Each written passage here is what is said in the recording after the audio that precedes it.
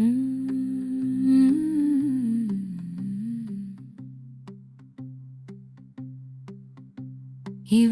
rode out of his family castle at dawn. The Northumbrian hills were still blue with the mist of morning. He wore armor that had been worn by his father and his father before him, dents that told of hard days, a shoulder blade too wide and a helm scuffed at the brim. His sword was old and beaten, its edge nicked from many ancient battles. His steed was Clover, a sway-backed, middle-aged Carth horse, patient, more bone now than muscle, but the animal trusted him, and he trusted the animal. Yvraine was 21, full of a brave sort of hunger. He vowed to find King Arthur's Camelot, to win a place at the Round Table. The land ahead was green oaken forest. The trees rose like columns and made the road a green tunnel. Paths fell away into valleys where brooks laughed and ferns curled. Between the trunks, the world breathed with hidden things. Elves and fairies moved like leaves. Gnomes slipped beneath roots, dwarves hummed in the dark. Small dragons curled cozily around warm stones, and the unicorns grazed at dawn. Yvraine was blind to this. He saw forest as simply wood and shadow, with the creak of old branches. At a crossroads the road divided, to left and to right the paths were pleasant valleys wreathed with sunlight. But ahead the trail dove into dense darkness, tree limbs hooked down like claws. The air there felt colder and older. An old woman stepped out from the shadow, as if untying herself from the bark. Her finery, once bright, was now tattered and dark. She had the look of a guardian of ancient tales. "Where are you going, young man?" she asked. Her voice was thin like the wind among leaves. "I seek King Arthur's court," Yvraine said. "I hope to become a knight. A knight of the Round Table." She considered him with a slow, steady eye. "You must take the dark path ahead, but beware of the oak wife, for she will steal your soul." Yvraine pictured a haggard crone with a boiling cauldron. He tightened his grip on the sword. "Thank you, my lady, if I meet her, I will give that ugly witch the edge of my blade." "You do that, my brave young knight," replied the old woman with a beautiful smile. Yvraine nodded and rode off along the dark path. The old lady chuckled as she turned back into the shadows. "Beware the oak wife's beauty, young one," she whispered. "Beware the oak wife's love." He rode into the dark lane. Briars reached for his cloak. He hacked them aside with clumsy strokes. From the undergrowth tiny faces peered, goblins with sharp teeth and sour eyes, but they melted away when he looked twice.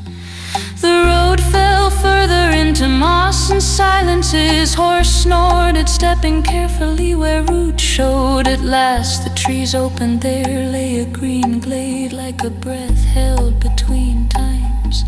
Wild flowers dotted the grass with bright islands of color.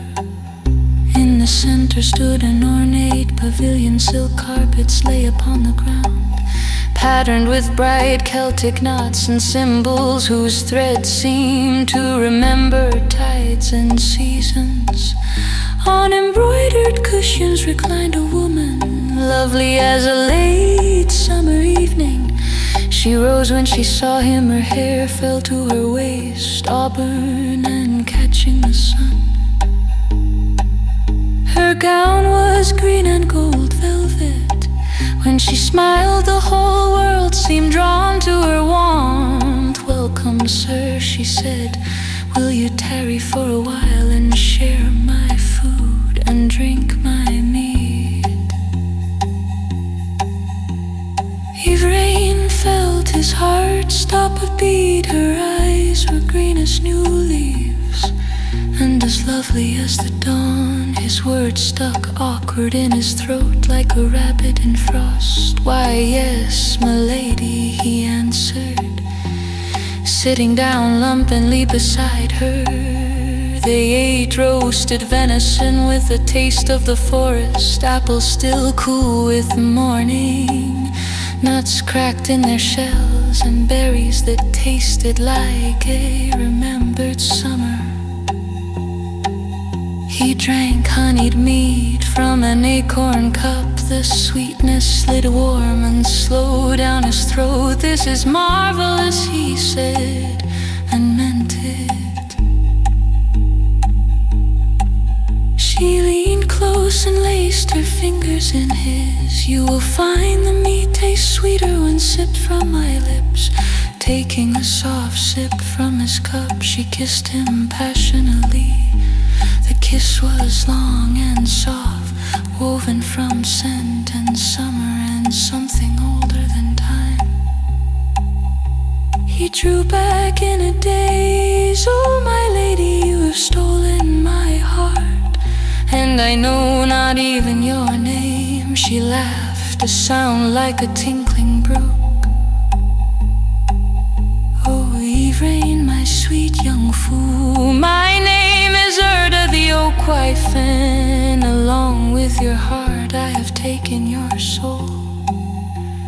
Panic flared brief and bright in his mind, and then melted as her lips found his again. Magic rose like sunlit mist throughout the grove. His tattered armor smoothed over grew green as leaves. An oak leaf motif etched the plates, and small runes gleamed where old dents had been.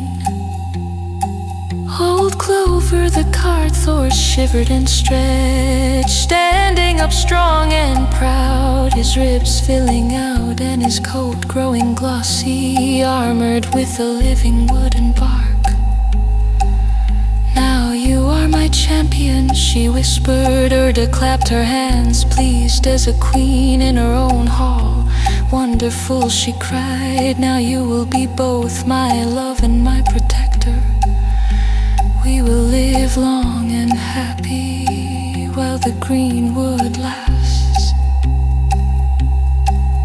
The years that followed slid by like leaves on water. Seasons turned and turned again. For Yvraine, time became a slow and gentle thing. He rode with Urda beneath canopies that showed every green.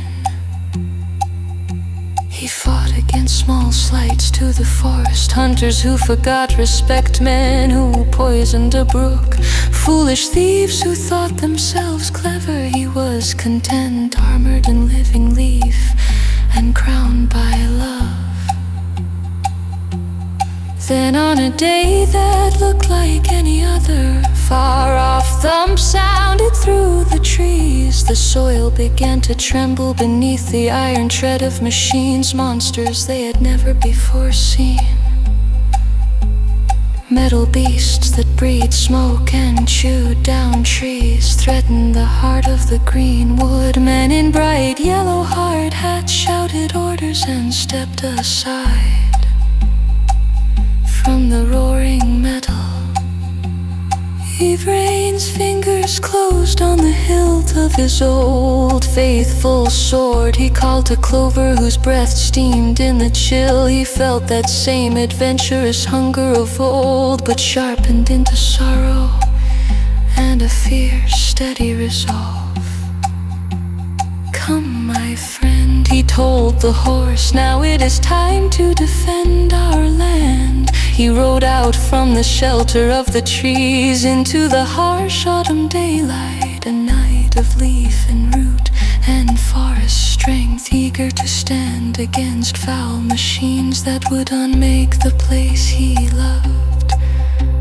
Together they charged, together they fought. Their power was nature, and they fought for life itself. They fought for life herself, and they